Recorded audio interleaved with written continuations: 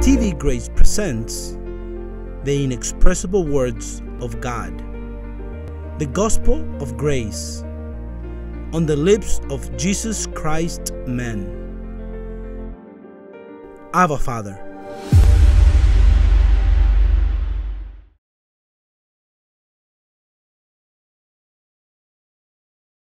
So when God created spirits, created angels, they were created in His image. What happens is when He dressed us in flesh, there were changes, there were deteriorations in knowledge. Therefore, that's why Paul says that we are complete in Him, spiritually. So then, in verse 11, it gives you information that is why you don't see yourself complete if you don't understand verse 11 correctly. 2:11. It says, "In Him you were also circumcised with circumcision made without hands, by putting off the body of the sins of the flesh by the circumcision of Christ." Notice that the Bible says, the gospel says, that Christ suffered once to remove sin from our midst. Did He remove it from our midst? Yes or no? Yes, He appeared once to remove sin. The prophet said that when Jesus Christ was to appear on the cross, He was going to take away sin in one single day. It is to say that sin was removed, but the body of sin remained. Sin was put away. You cannot be found in sin because sin was removed. To find you in sin, you must bring the law and establish laws to give life to sin. But since Christ is the end of the law, and sin was removed, you are complete. But in leaving the body of sin, God removed it from His presence, so He no longer sees you in sin. Because God cannot see any of His children in sin, because that's exactly why He appeared, to remove sin from among us. So, therefore, you cannot be found in sin. Only the mystery of iniquity has succeeded in deceiving every Christian leader and pastors of the world, making them think that sin still stands. That's why they preach repentance of sin. That's why they think that the believer can be lost, because they can't be found in sin. Removing the value of the blood, which was what was shed for us to remove sin. But what happens since the body of sin is still a part of us? Well, God removed it. The problem is that you and I need to learn how to remove it from our lives. Now, how do you remove it from your life? If you live by the law, you will never remove it. But if you live in grace, you cast it out with your mind. Hello. It's many years that I've been studying those two natures, dividing flesh and spirit, so that we can enter into God's rest. It takes many years to accomplish that. Don't you know that this society, it's full of demands? You go to your job. How many did you sell? Well, I sold 50 orders. So no, you have to manage to sell 75. And when you think you've managed selling 75, your boss tells you, but look, our company in West Palm Beach, there's a man that sold 200. You're never going to feel satisfied. It's always going to be depression. The mothers tell their children, those grades are low, and the kids receive depression. And then the wife is told by the husband, you must take care of those kids. It's your responsibility. Because the husband is being oppressed at his job also. This is a society of depression, a society composed to hurt you, to keep you busy, worried, guilty. No, you have failed. And when you fall in the bonds of that system, you're never going to have peace. I've had to learn to master, to dominate, to perfect my service with my mind, because I am in a ministry that is very demanding. I represent so many nations. There are many people looking at me to trace me because I am the apostle, they say. That can bring me a state of depression that if I take this in the flesh, it destroys me.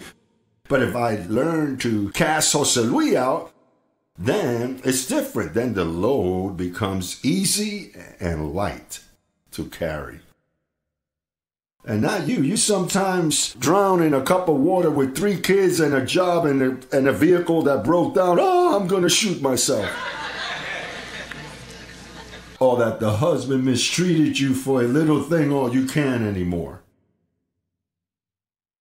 It is to say that you say, Lord, use me. And the Lord says, use me. And he doesn't know how to deal with 5 problems. Use me, Lord. I want to do more. So then when you have the neighbor look at you badly, or you come to church, or a bill arrived that you can't pay because of the concepts they said that if you pay late, look at what Ephesians chapter 4, verse 22. It says, regarding your former way of life, you were taught to strip off your old man. Strip off the what? The old nature. What is it to strip yourself from? To cast out. How are you going to do it? You're going to take a machete, cut yourself in pieces and die? No, how are you going to strip yourself of it? You're going to go to a spiritualist so he can pour powder on you? No, this flesh, you cannot take it away from you, but Paul says to strip yourself from it. How are you going to strip yourself from it? With the information of the gospel. The gospel teaches you how to strip off that sinful nature. Because that sinful nature was what? Ruined? No, it's being ruined. You walk with that devil upon you, with that flesh genre. I admire the things that are well made. And one of the things that I most admire about my flesh is that it doesn't cease to bother me. Because it is faithful to its nature. That's why it doesn't surprise me when it accuses me, when it starts to depress me or accuse me or tempt me. Everything its holy self wants to do with me. Because the nature that I have, Romans says, it doesn't submit to God. The deceitful desires of my flesh do not subject to God. So I admire how faithful it is. How well it works, how easy it works. Wakes up in the morning looking for an opportunity. Jose Luis, do I have an opportunity to annoy your life here on earth? Where may I be able to disrupt your life to make you feel bad with complexes, a lack of realization in your personal life? Is there something I can do to disrupt, to distress your life? To depress you, to rob the good spirit that I know that within your treasure you have the provisions, but if I can avoid you from using it, I'm going to manifest myself against you. Oh, how precious the gospel.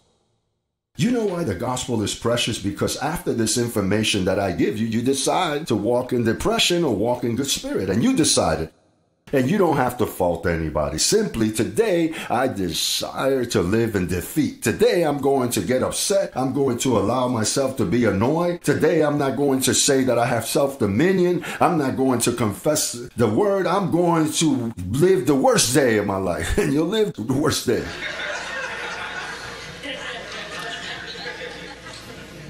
Or you can go to your job. Today, I'm not even going to sell one automobile, not one product. I am going to say that I am salted.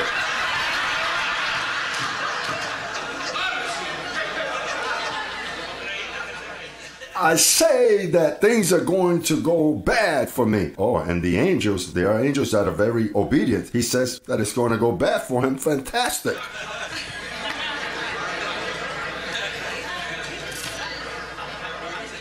We have to educate the nations. We have to teach the people how to speak. The presidents, politicians, governors, the youth, the elderly, the children, the schools. We have to teach them to speak the word.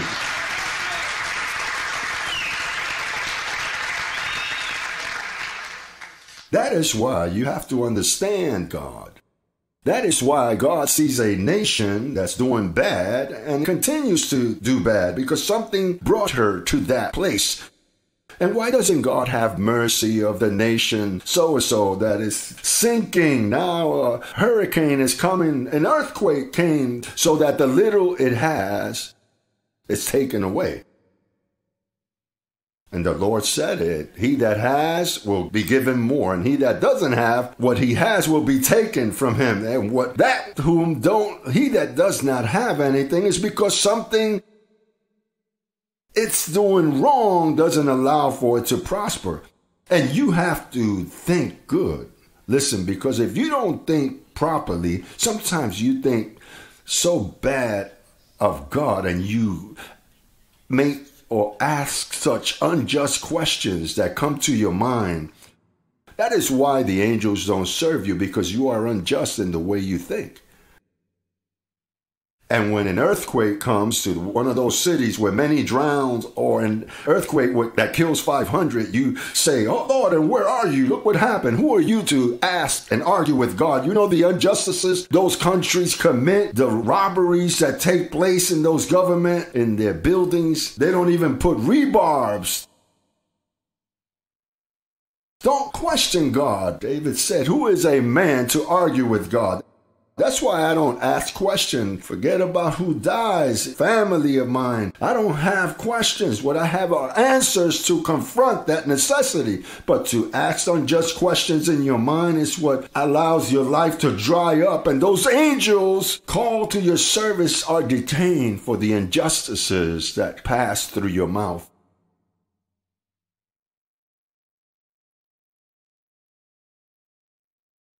Know that I arrived first and he arrived last, why this decision was made and why this and why the other. This ain't a matter of who arrived first. Listen, the Lord gave an example to avoid the complaints. There were some that came to work to the vineyard at 8 in the morning, and others begun working at 3 in the afternoon. When the vineyard was closed down at 4 o'clock in the evening, one had worked 8 hours and one had worked all day. And when he went to pay out, he paid them both the same. And immediately those that worked 8 hours said, this is unjust. What's unjust?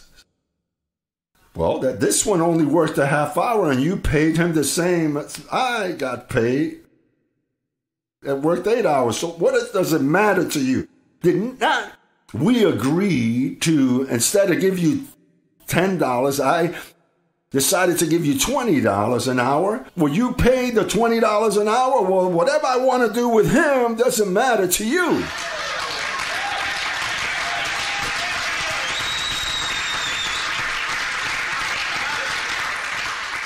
People are always looking to the side to see how much was he given and what does it matter to you. The important thing is that you were paid well. Look at what verse 7 says. Well, let's go to verse 6. For to be carnally minded is death. To be occupied in your sinful desires is death.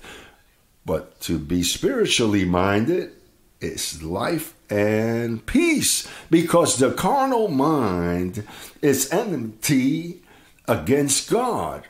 That's why you have to strip yourself from that sinful nature. Don't you see that sinful nature that's contaminated? His deceitful desires don't think as God does.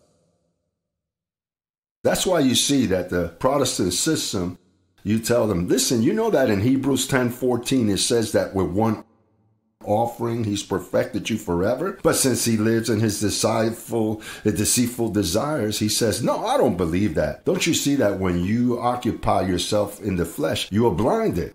Well, look at what Christ says about the Pharisees. You blind Pharisees, hypocrites. Why did he call them hypocrites? Because they're blind. They live by the flesh. When you practice the things of the flesh, you're blinded. You don't see.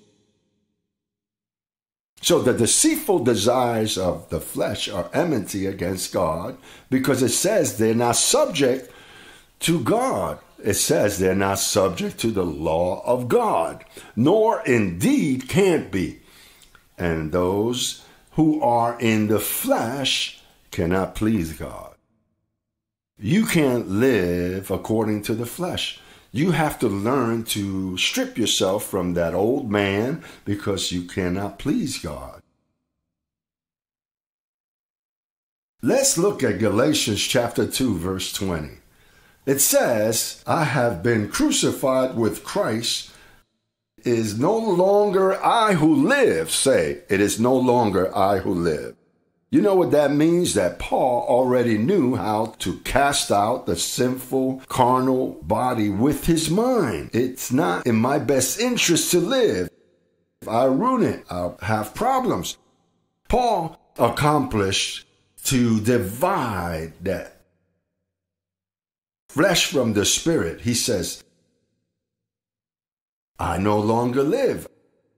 I no longer function. Because there comes a time when you have to do it, because you'll suffer. You'll suffer.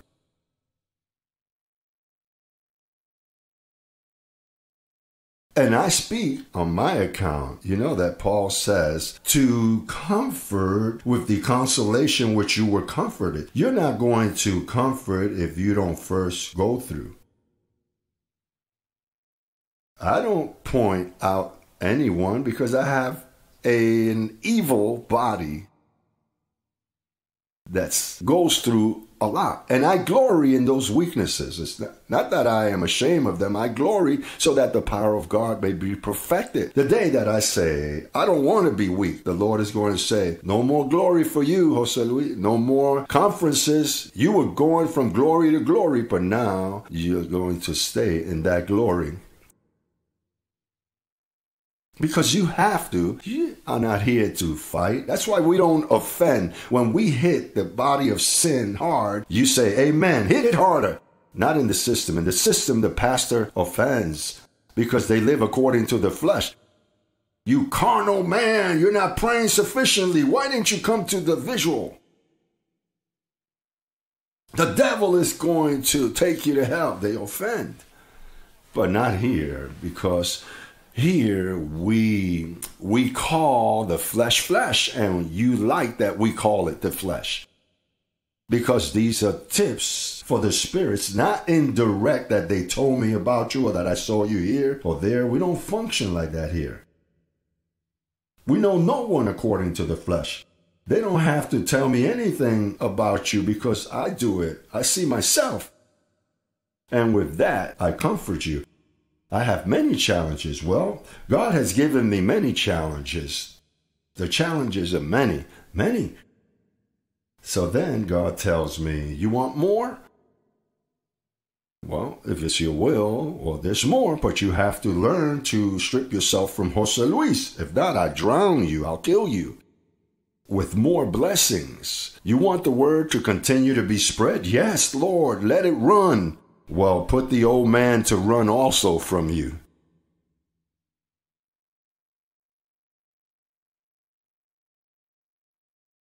Yes, because it's that sometimes things get pretty hard.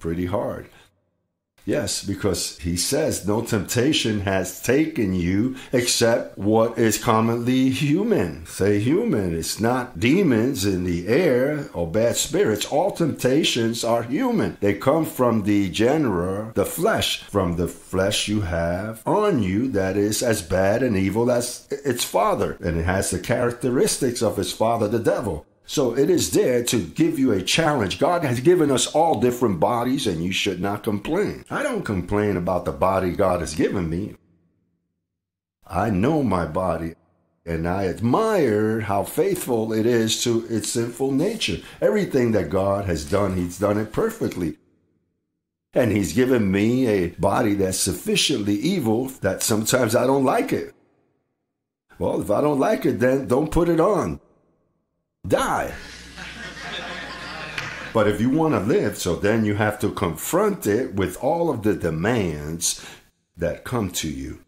I think that you would be a coward if you're always crying, Lord, why don't you help me? Look at the trials I have. That is to be cowardly. That's why you must confront the reality of the life that you are carrying in this earth. Like those people, oh, if you don't change me, I'm never going to church anymore. Look what nonsense, as if I'm here changing the flesh. The flesh will never change. What changes is the mind, the knowledge, so you can cope that flesh, that vehicle. There's people that fault God. You are so unjust that you took my mother. And what does it matter to you if I took your mother? She couldn't take any more, that old lady. Let her die so she can enter God's rest.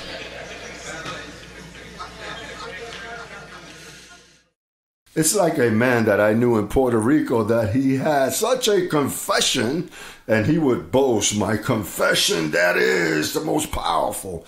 Well, I congratulate you. What a confession, huh? I have my old lady alive. Though she's on machines, I have her there under my confession. And I said, well, wow, tremendous, because sometimes there are people that you have to say, that is good you have a good confession, because there are people that boast of the attributes they possess. I know the word of God. I know that I have self-dominion. I have this.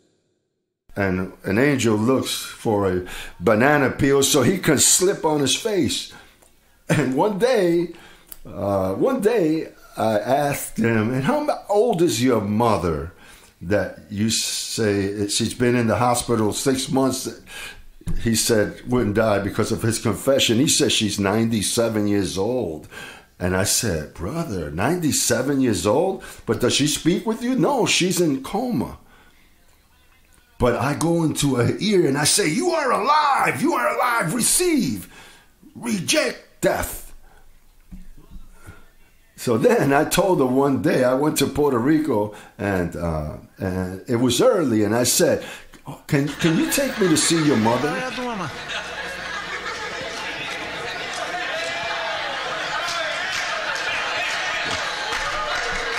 And brother, that spirit was calling me, her spirit. So then he took me and I said, wait for me outside because I want to confess. Let me confess with your mother privately. So I went to her ear and I said, leave in peace. Leave, die. And I killed his mother for the love of her.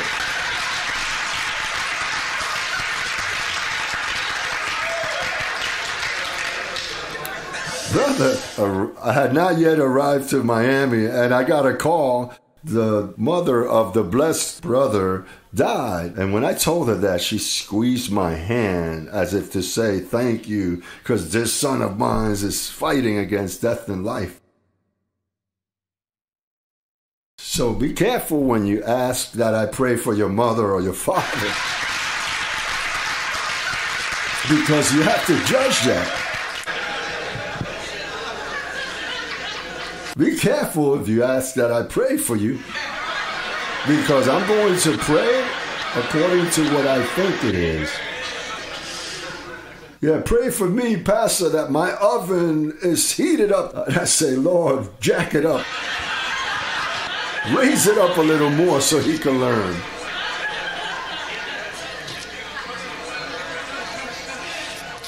You know that Jesus, in the days of his flesh, said, listen, in the days of the flesh, he said, the disciple is not greater than his master. If the master suffered to teach, the disciple suffers to teach. And he was honest. In the world, you will have afflictions. They will come, but you have to learn to deal with that. Notice that I don't have problems regarding the way I see my problems. I have a lot of problems, but I don't have problems in having problems.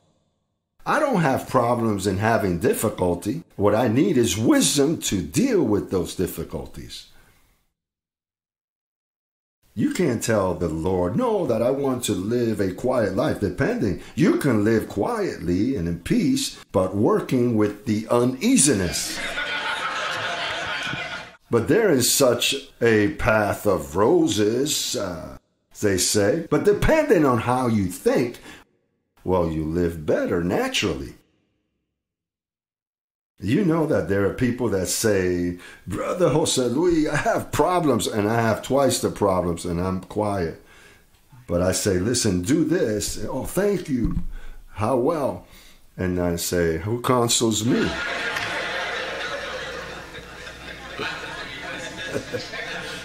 You know who comforts me? The Word.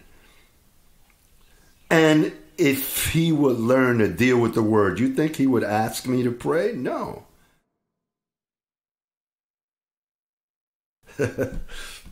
That's that way. So Galatians 2:20 says, I have been crucified with Christ.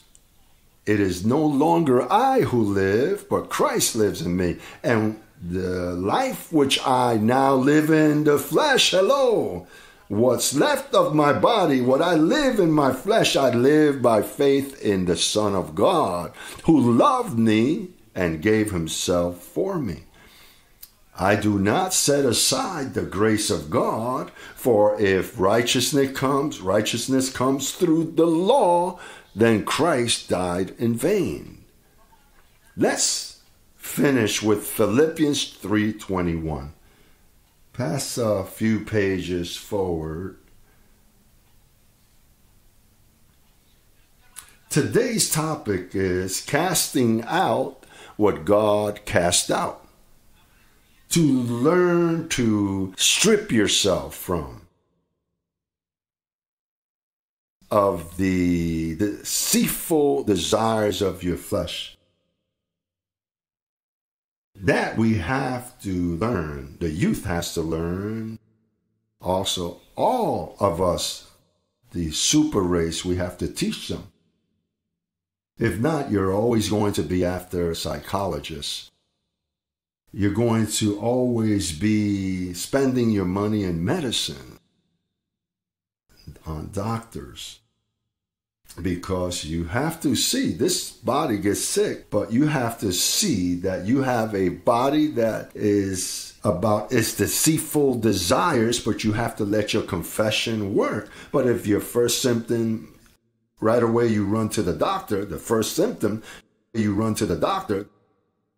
You called your mother and your mother said, look, you should immediately handle that. So there's no opportunity so you can set up a couple of canyons with your confession, with the life of Jesus that's within you, that's manifest in your mortal body.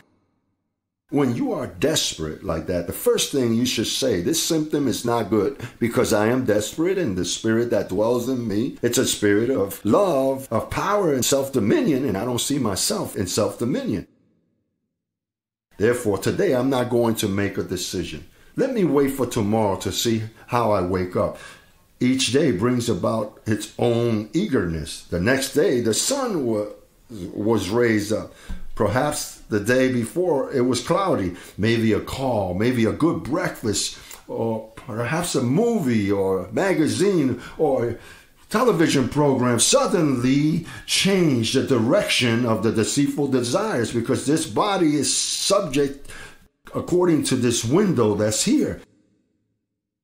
And suddenly you'll say, man, I would have been ignorant if I would have gone to the doctor yesterday. Also, when you're going to make a call, then suddenly you call and it's busy, and God is telling you, listen, don't deal with that right now. Be calm. Don't call yet, because the person is not in the best of spirits, he's not going to understand you. But since you're so desperate, you have no self-dominion, boom, and you ruined everything, and everything got stirred up. Ministry is filled with many like that. With those types of attitudes, they're quick to act. They don't give a place to the Spirit to suggest. They make decisions immediately. And suddenly they pay the consequences, and then they say, this grace doesn't work. Oh, that is a lie, that we reign in life.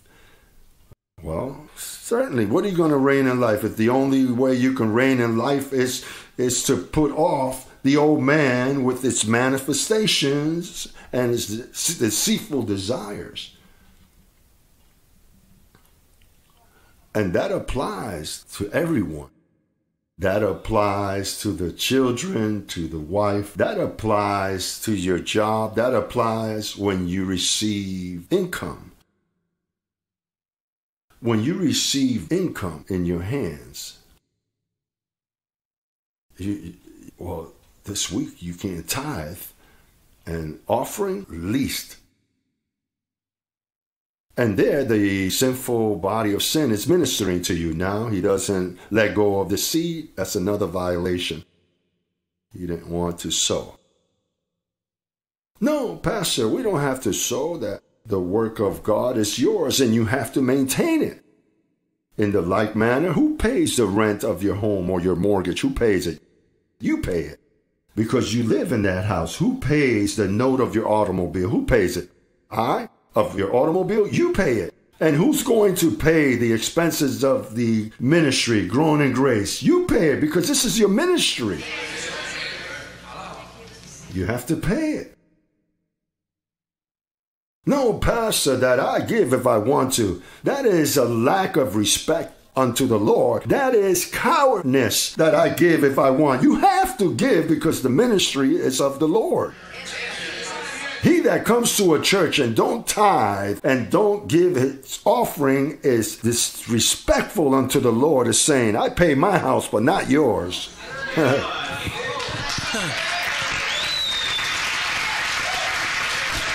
That's right.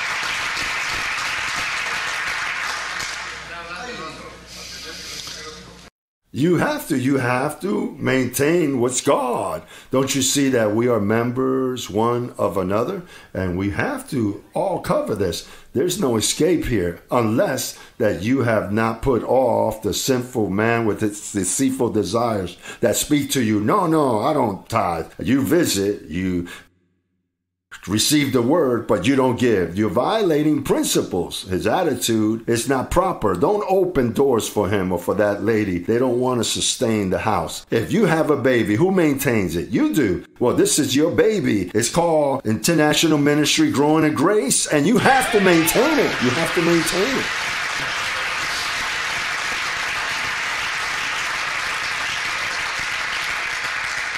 If not, what's going to happen to you is like the example we gave many years ago, that the harvest was already done, and the farmers were going to return to their house for various months while there was time to sow seed again, to work the vineyard. Well, one of them said after the harvest, let's celebrate this. Let's bring our families. Let's celebrate this day. So each one, how many can bring a good bottle of wine? And, well, there's 80 bottles of wine here. We'll invite the neighbors. We'll invite our boss, and let's have a good time. Everybody promises to bring a bottle of wine. Deal. Well, so that there's unity, let's all pour our wine into this barrel. We'll empty the 80 bottles here and serve everyone from the barrel. Agreed? Agreed. So since those are farms that they work on 6 months and then they take a break for 6 months. So a deceitful desire came, and one of them received, just take a bottle of those you've used and put water in it. And with 79 bottles of wine, that's not going to be noticed. And it seems like the deceitful desires were working in all the workers. And when the day came to celebrate that they served the first glass of wine, it was water.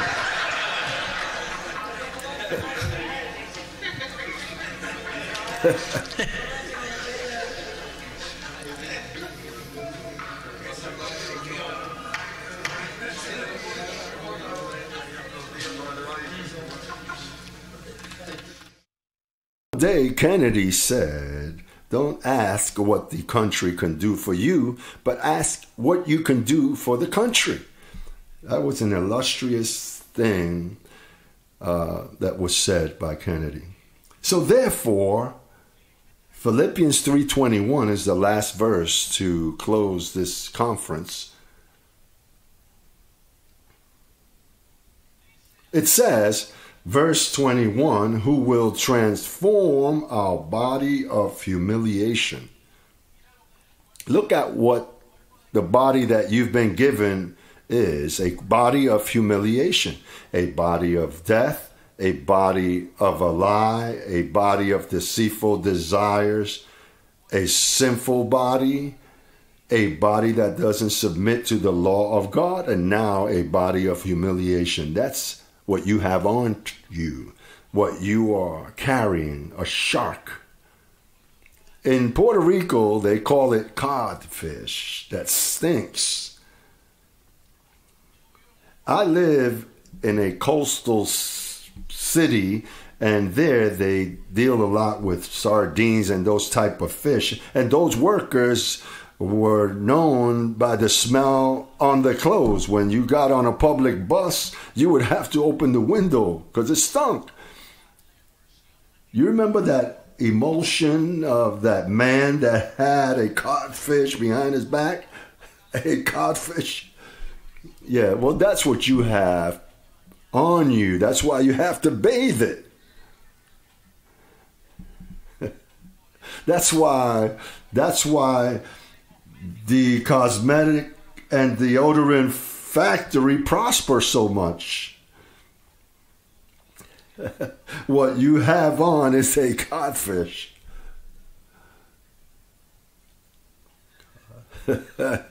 That's why you have to bathe every day, brother. Listen, I walk around with Tic Tacs on me when I come to preach here. So when I finish speaking, always, because when you speak a lot, you have bad odor. I don't want to be disrespectful to one of my blessed that comes to greet me and skunk comes out of my mouth. I call this to kill the skunks that humiliate the apostle. And you have to imagine you with your wife or husband and you don't realize that you have bad odor. You have to always be watchful with the brush, goggle, with Listerine. Listen, I'm so careful with that I ask my wife, hey, do I have bad odor? And she says, get close. And I go, oh. And she tells me, you're all right. You have to be, right? Because imagine I represent such a precious message and to ruin it with bad breath. And you know that there are blessed individuals out there that walk around with their sinful body and they don't care about the odors, and you have to be at a distance and they don't realize. And then they ask, why do they have problems in their marriage? Because it's that the wife can't take no more, because she doesn't kiss me in a long time. How is she going to kiss you if you don't take care of yourself? Listen, this entered into family therapy now.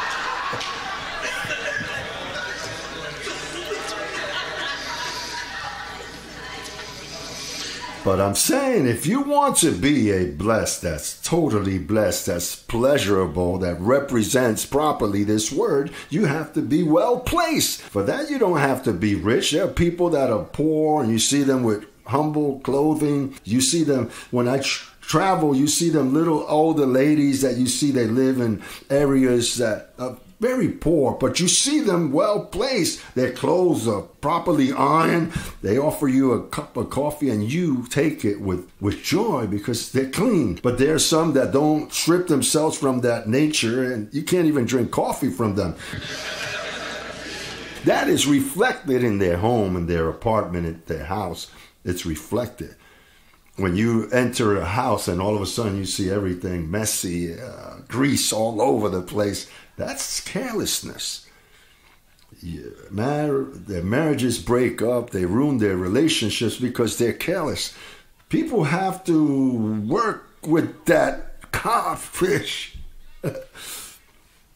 Look at what verse 21 says. Who will transform our body of humiliation, conform to the body of his glory, according to the working whereby he is able even to subdue all things. All things. He will transform the body of what? Of our glory? Of humiliation. If it can humble you or humiliate you, if it can't deceive you, it's going to humiliate you. If it can't humiliate you, it'll hurt you. And if it can't do that, well, it finds a way to deceive you. You can't say, no, that the Lord take care of me. Well, he's taking care of you, leaving the instructions. He left a recipe so that you can to deal with that. Well, stand and tell he that's beside you, casting out the body of sin. We cast it out. We cast it out. Here you can say cast out.